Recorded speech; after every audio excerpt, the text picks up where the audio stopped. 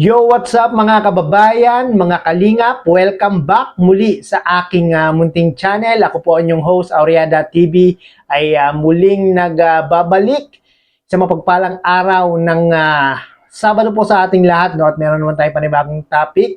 Meron naman tayong pag-uusapan mga kababayan, mga kalingap.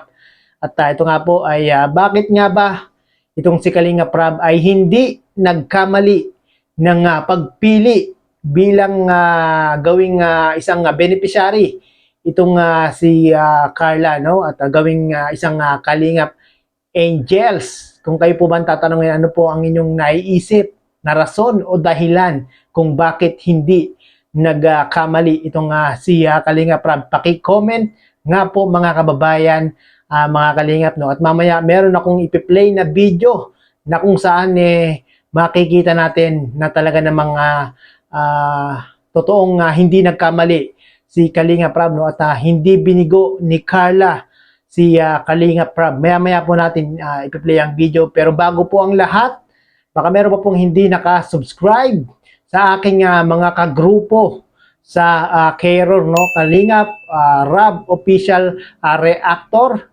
Ito po yung listahan mga kababayan, mga Kalingap. Hindi ko na po sila masa-shoutout isa-isa. Pakitignan na lang po yung list ng yung aking mga kasamahan na mga reactor, no. Yan po yung aming leader, si Ma'am Marilyn Pablo. Paki-subscribe niyo na po yan, at yung akin pang mga kasamahan sa Keror, no. At syempre, wag po nating kalimutan Kuya Bal Santos Matubang, Kalingap Rab, Ate Edna Vlogs, at syempre kay Kuya Jomar Vlog. Paki-subscribe niyo po sila mga kababayan, mga Kalingap, nang sa ganon ay makatulong po tayo sa kanilang mga channel, at yung kanilang mga channel ay mas marami pa pong matulungan na ating mga kababayan. At syempre sa aking munting channel na rin po, kung nais nyo po ng mga ganitong reaction video patungkol nga po sa Team Kalingap, especially sa mga beneficiary ni Kalingap Rab, baka naman mag-road to 100k na po tayo mga kababayan, mga Kalingap. Maraming pong salamat sa mga nag-subscribe, at maraming salamat in advance sa mga magsusubscribe pa, no? So ito na po mga kababayan, mga Kalingap, ang isa sa rason kung bakit itong si Kalingap Rab ay hindi nagkamali ng pagpili kay Carla para gawing isang beneficiary at para gawing Kalingap Angels. Panoorin po natin to.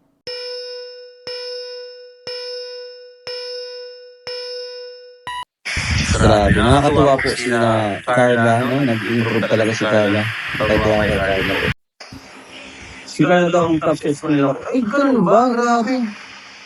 Alam pa naman po kay Carla, as in, si Carla matalino po si Carla. Para siyang taong masipag mag-aral. Parang gano'n. Yung pag may exam talagang paghahandaan, pag may project, paghahandaan. Yun yung pagkakilala ko kay Carla. Saka mabait din po si Carla. Mabait din po si Carla. Grabe, mabait po niya, no? Matalino nga po si Carla.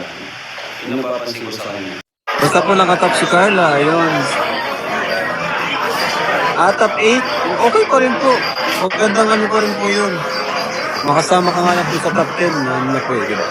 So yun na nga po, no, mga kababayan, mga Kalingap, napanood po natin sa live ni Kalingap Rab, no? At credit po kay Kalingap Rab, at muli naman tayong kumuha o gumamit ng kanyang maiksing video clip para gawan ng reaction video. At sa bawat live nga po ni Kalingap Rab, mga kababayan, mga Kalingap, ay talagang laging kasama, laging naniname drop yung pangalan ni Carla, mga kababayan, mga Kalingap, no? At sa live na nga po na yun ay talagang pinapatunayan ni Carla kay Kalingap Rab na hindi nagkamali si Kalingap Rab sa pagpili sa kanya bilang isang beneficiary at bilang maging isang Kalingap Angels. Kung matatandaan nyo mga kababayan, mga Kalingap, no, nung unang vlog kay Carla,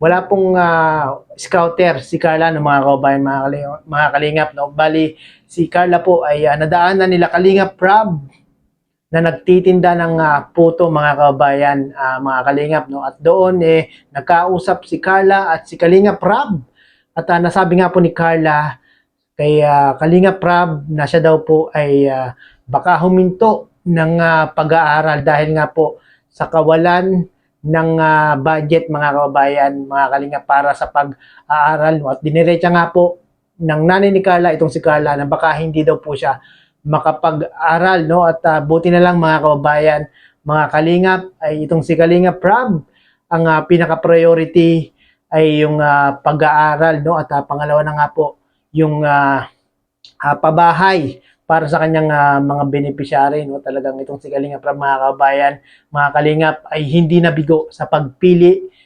dito kay Carla. Kayo mga kababayan, mga kalingap, meron ba kayong ibang naiisip na katangian ni Carla na kung bakit hindi niya o bakit hindi nagkamali si Kalingap Prab ng pagpili sa kanya, no? At isa pa mga kababayan, mga kalingap, si Carla daw, ang sabi ni Kuya Rab, talaga namang sobrang bait ni Carla, no? Hindi lang mabait, masipag pa si Carla, mga kababayan, mga kalingap. Yun po yung mga katangian na nagustuhan ni Kalingap Prab dito kay Carla, no, mga kababayan, mga kalingap. Talagang itong si Carla, sa una nakikita natin na napakamahiyain talaga, mga kababayan, mga kalingap. At para po sa kanilang pamilya, para sa kanya, ay talagang pinaghuhusayan niya po, mga kababayan, mga kalingap, yung bawat vlog nila ni Kuya Jomar, no? Talagang malaki na nga po ang naging improvement ni Carla. Talagang nagkaroon na ng self-confidence itong si Carla, mga kababayan, mga kalingap. At yan din po yung naitulong nila Kalingap Prab dito kay Carla, no? Hindi lang po yung financial problem ang naitulong ni Kalingap Prab, nila kay Jomar, kay Carla, kundi kasi nga si Carla mahiyain, no? So ngayon kahit papano ay yung pagiging mahiyain ni Carla ay kahit papano ay nabawasan na, no, mga kababayan, mga kalingap. At kayo po ang saksing buhay kung bakit itong si Carla ay talagang hindi binigo itong si Kalingap Prab. At kita niyo naman sa kanyang pag-aaral ay kasama pa siya sa top. Kahit na si Carla ay merong vlog kasama si Kuya Jomar, sila Kalingap Prab, ay hindi po pinabayaan ni Carla yung kanyang pag-aaral. Bagkus si Carla ay talagang todo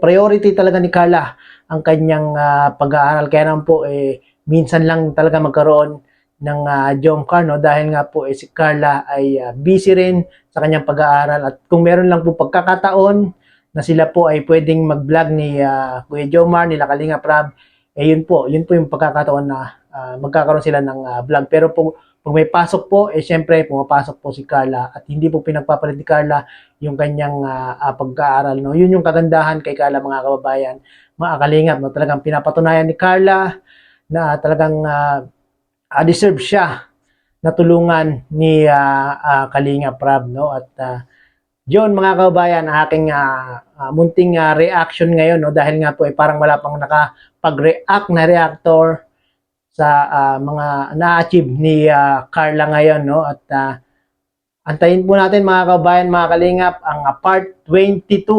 Hindi ko lang po alam, mga kababayan, mga kalingap, kung meron po mamaya, no? Abangan lang po natin, siguro mga 7 or 8 or 9, abangan po natin yan, mga kababayan, kung meron pong jump car mamaya. Talagang grabe, ang dami na nagko-comment sa aking comment section na kung saan, mga kababayan, mga kalingap, talaga namang miss na nila ang jump car.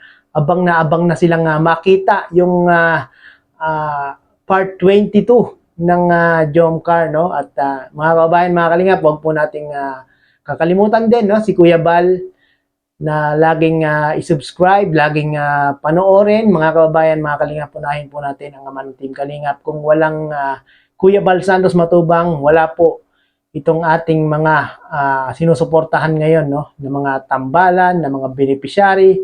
At syempre si Kalingap Prab, no, dahil po kay Kuya Bal ay nagkaroon ng Team Kalingap sa Pilipinas.